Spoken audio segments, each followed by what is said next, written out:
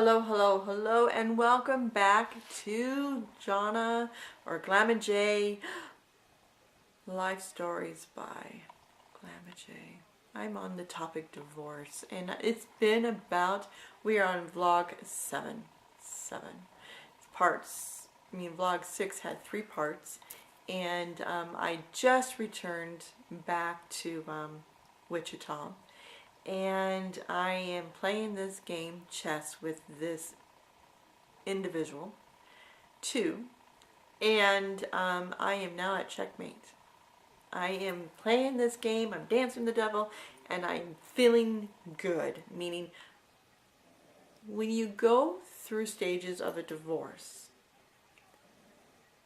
there are 7 stages of grief. And there's about 4 to 5, from 5 to 7 stages of a divorce that you will go through. And that will be a vlog very, very soon after this. And I will go over those and experiences that do happen in different, and also a vlog on abuse. Knowing your triggers and knowing how to get help, resources, and do not ever feel you're alone. Believe me,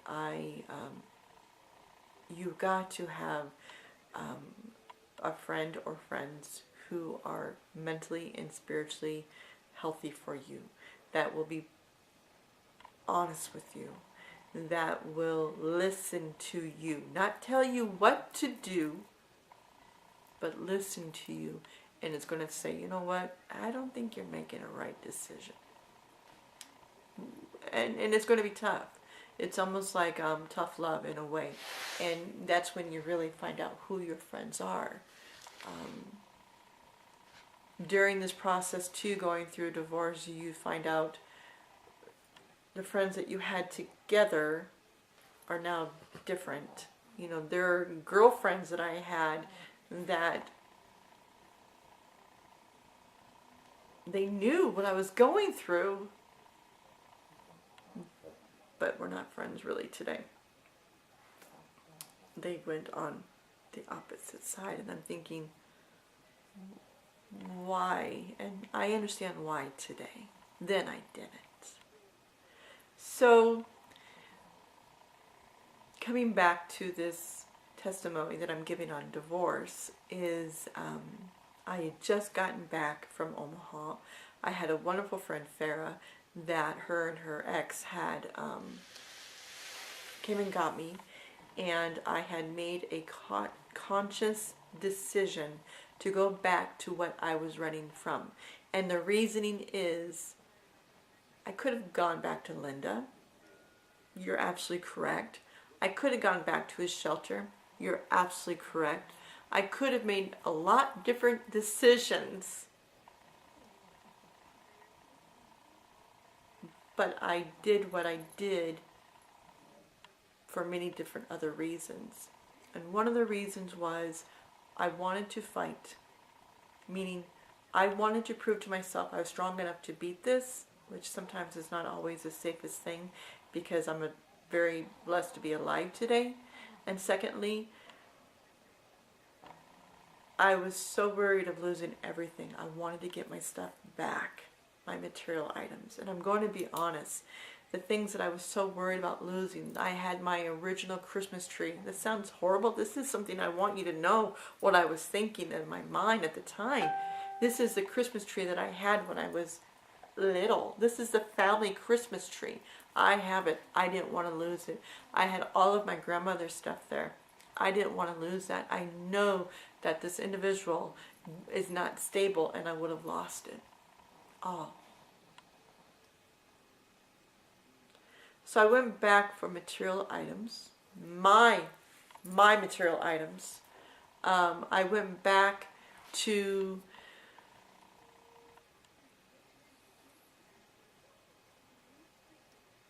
get strong, get my money, and get the heck out of there. I used the situation, and I am very, like I stated just a few moments ago, I am blessed in my life today.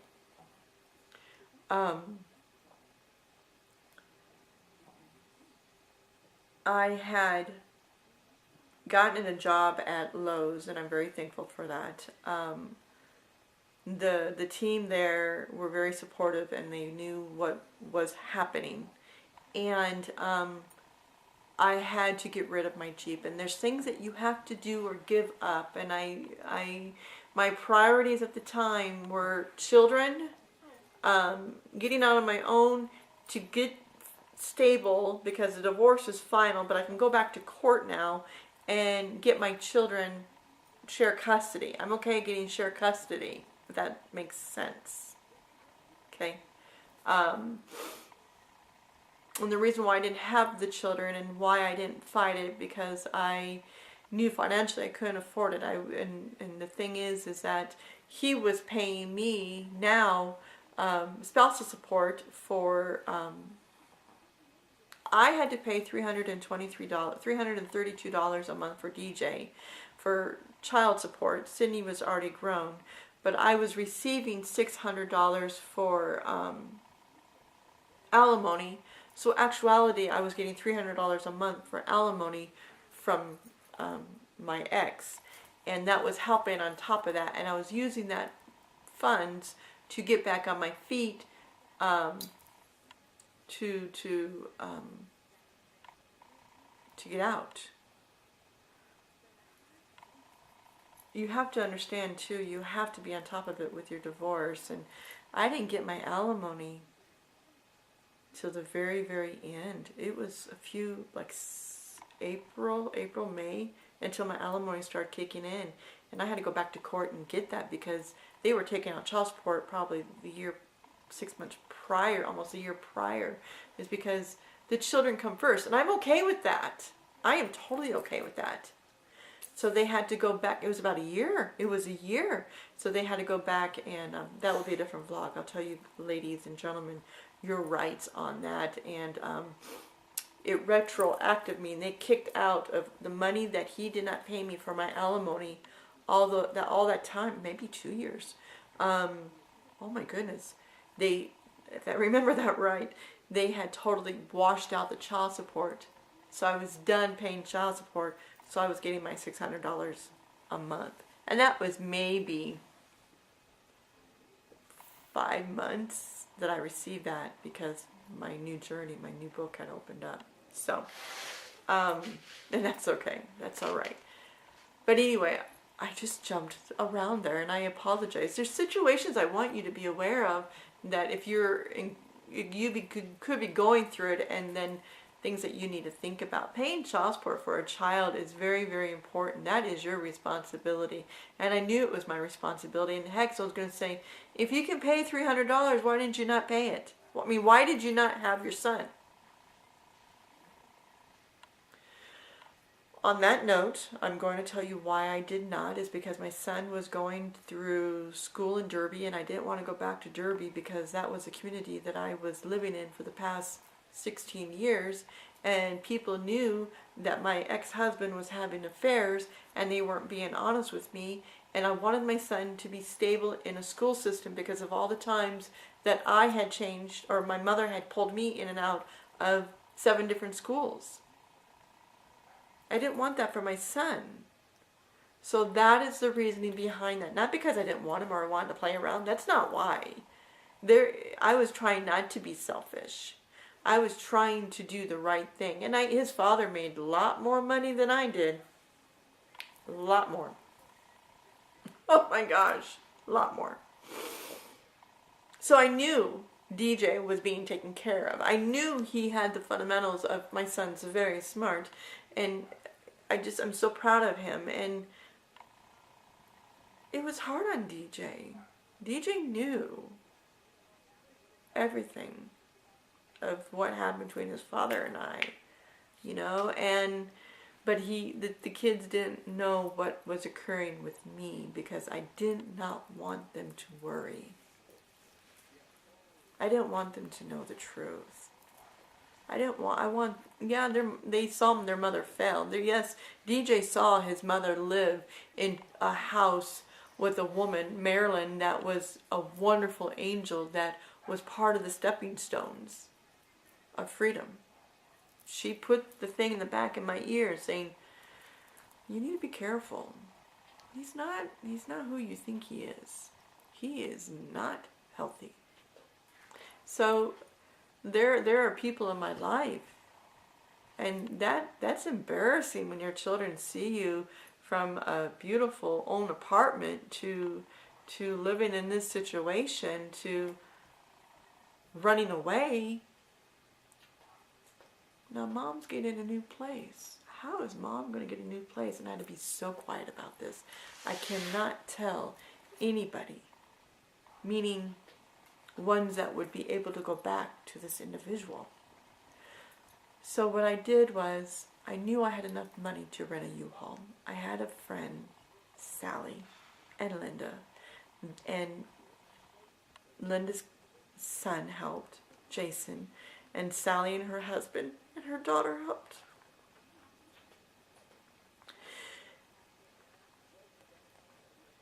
How I really got the funds to do this, of course, saving, because I started in April, and my Independence Day, my independence is not the day of the divorce. My independence, when I said checkmate, when I said, I'm looking at you, about to say checkmate, is May 7th. I can taste it. I had to do something about the Jeep. So what I did, I had to be quiet about it. I couldn't let him know because I didn't want him to know what I was doing. I had to remain calm. I was excited. I was approved for an apartment. I can move out at this time. I was going to get my keys the next day. So the guy came to come pick up the vehicle, and I was praying that that individual wasn't there, going to be at the place, at the duplex. Tim was there, but that other individual was there, and I didn't want him there. And of course, he was downstairs, and I think, okay, I'm safe. I'm outside. I'm talking to this individual, and I was only given $400 for this Jeep. I'm thinking to back in myself, 4 is my lucky number. I'm getting robbed. I probably should have said more, but Tim goes, Jay, shook his head, and then he pointed down, meaning his window's open. He heard everything. He knew I was going in with some money, and he wants to know what's going on. And I had to go to work that day. And so we agreed on the 400. He took the Jeep, and that was the moment that I knew on March 27th of 2013, my life had ended of independence. And today, that day when I was received of $400, I gained my independence back. I was like, I can get the U-Haul, I can get the deposit for the apartment. It's all working out, but I cannot be excited. I have to be down. I have to act. I had to wear the mask. And he came outside after they left, and he go, well, you know, you owe me some money. And I go, I don't owe you nothing. And he goes, no, you're going to give me half of that. That half of that is mine. And I said, and I'm thinking, I probably should pay some of the rent, or pay for part of the rent. Probably, you know, I need to do some, you know, what am I going to do? And he goes, you will be giving me some of that money. And that devil, that ugly individual was in my face. And that little coward came out. And I was scared shitless. Scared to death. And I said no. And I got on my bike and I just took off. I rode to work. And I talked to my management team, and I said, I need you guys to protect me. And they go, we'll do what we can do. We'll do what we can do in our means. And that's all you can ask for, you know. They can't go, they're not the police. They're not the court system. They're not the protection order. But your job can protect you while you are there on the clock. Okay? And that night I got off work and I got into the duplex and got into bed. And I thought, I can go to sleep now. And Jay, don't, you can't. The devil's not done dancing yet. There's pounding at the door, and he says, I want my money. I go, I don't have the money. I already gave it away, or I already spent it. And he goes, there's no way in hell you spent $400. And I go, well, I only have $175, and I gave him $175 just to get him out of my room, shut my door, and I don't have to face it anymore.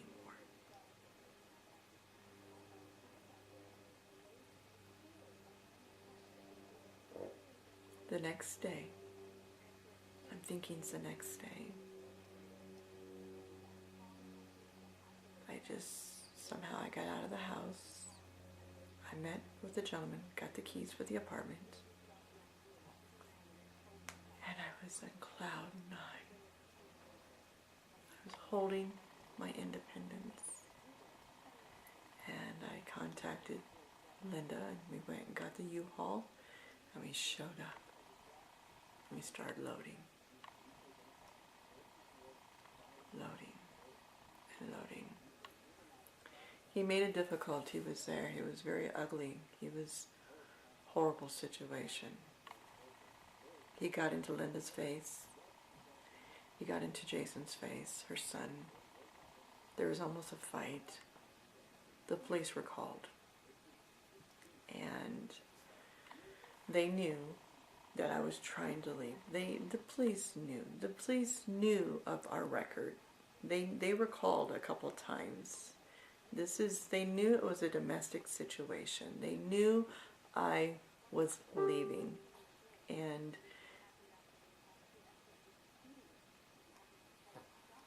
it came down to it is that it was about to rain. My truck was almost full. And I had to drop off that load and get another load. And remind you, I had lots of stuff. I mean, I was married. I brought stuff with me. I had stuff in storage that I had gotten out. And Shane goes, she can get everything she can out of the house. But after I close this door, she's not welcome back in. I go, I still have stuff in the garage. And the cops goes, you got to allow her to get her stuff out of the garage. I goes, okay, fine.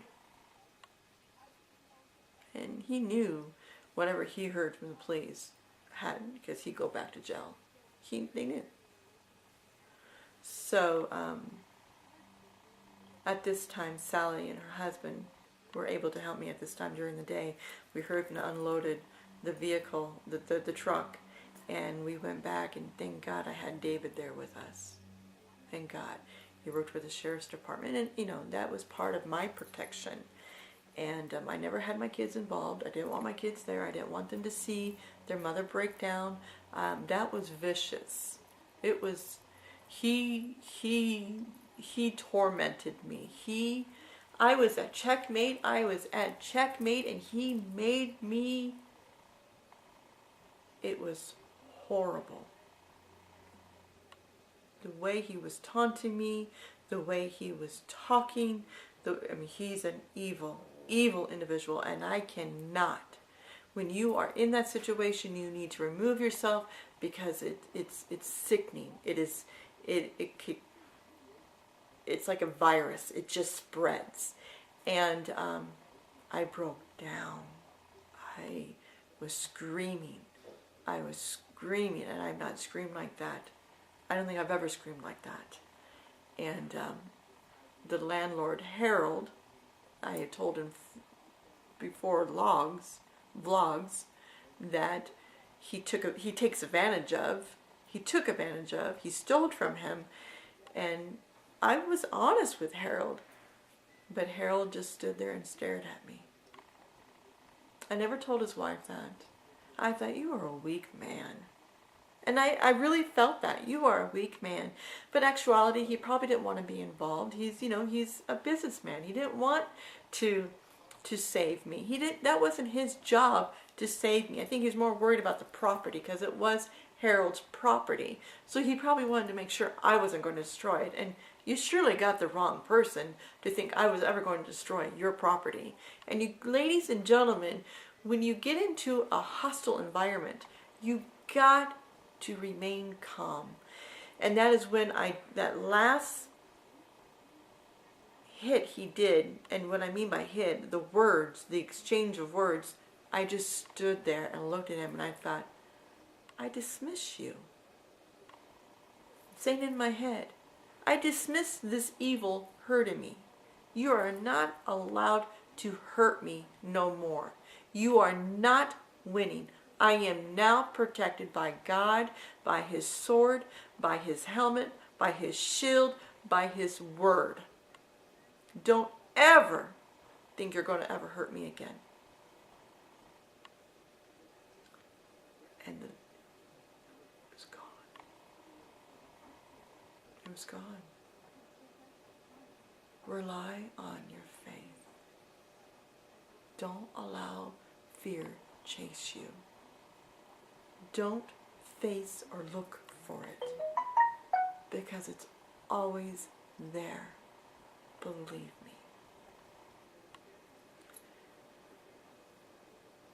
There are some things I lost, but there's some things I morally gained. I got my independence. I got my life back. I got my own apartment. I was free. I was free. I was healing. I still have trauma today because of this. But that is part of my journey. And it's not going to be 100% every day. And that's okay. It's okay to have good days and bad days. But you don't dwell on it. I just had my neighbor Kim tell me 2 days ago, Jay, don't empower it. If you're in pain, don't broadcast it. Say, you know what, not today, devil. And she's right. When you're going through a traumatic situation, don't empower it. And a lot of times I was doing that. I was going back in a situation and I was empowering it, thinking I was playing a game. In actuality, it's not a game that you need to play. Some don't make it out of the life. I was blessed enough to make it out. I was blessed enough for angels to come into my life and show me, let's make some good decisions. We're going to give you these resources, or we're going to give you these things for you to grow from on this journey. But don't have to go look for it.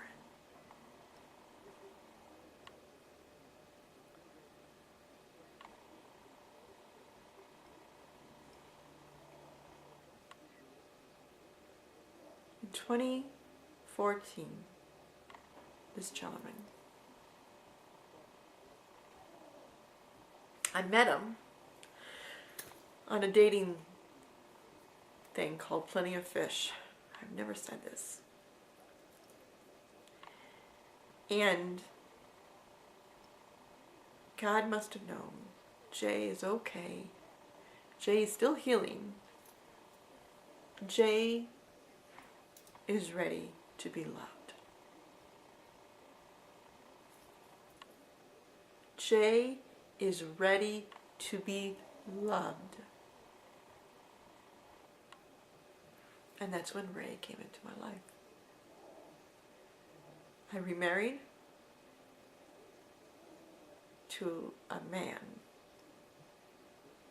believe me, the last since when we met in November, we got married in 2015, it's been a battle. And not a bad battle, it's just a relationship. Those will be future vlogs of giving and taking, teamwork. And I'm still finding out who I am today, but I'm handling the situation much healthier. A note to my children. I love you.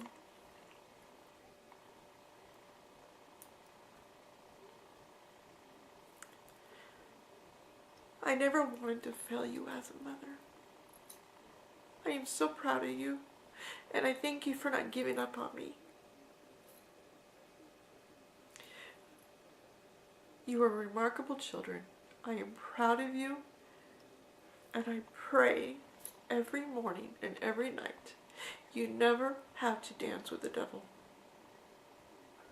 I pray you always have the confidence, because I believe in you, you're strong, and I want you to know you've made a difference in my life. You guys, you too, are the ones that started the stepping stone. And I'm thankful for that. And I want you to know, as being your mom, I'm so proud.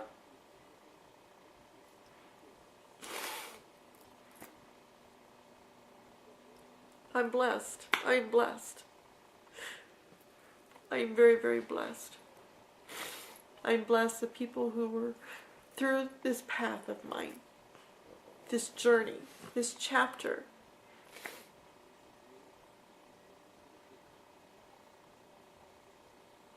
So many people. If I forgot you, please don't take offense to it.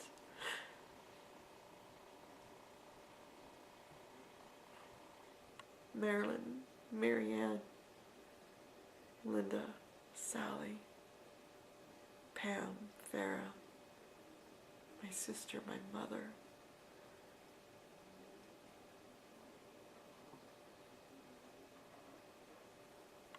You too will survive. So this is the end of my testimony of divorce.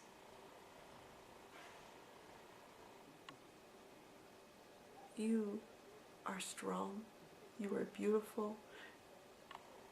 You are not what they say you are as negative. There is a healing process, and allow yourself to heal. It's going to take time. Believe me. Believe me, it's going to take time. And that is okay. And it's okay that you stumble, but it's not okay if you don't get back up. You have to get back up. My focus, my main focus, was my daughter and my son. They never knew that. I don't think they ever knew that.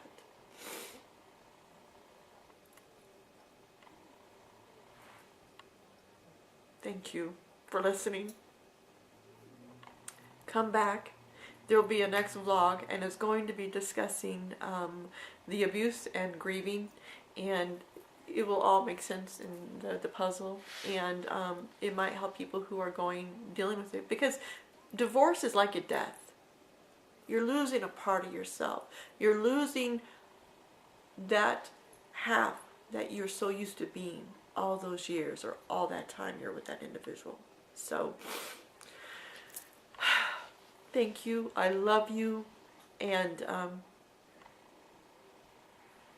be good to yourself. Be good to others, because you don't know what journey they're on at this moment. Have a beautiful day. God bless. Thank you. Come back. Return. Thumbs up.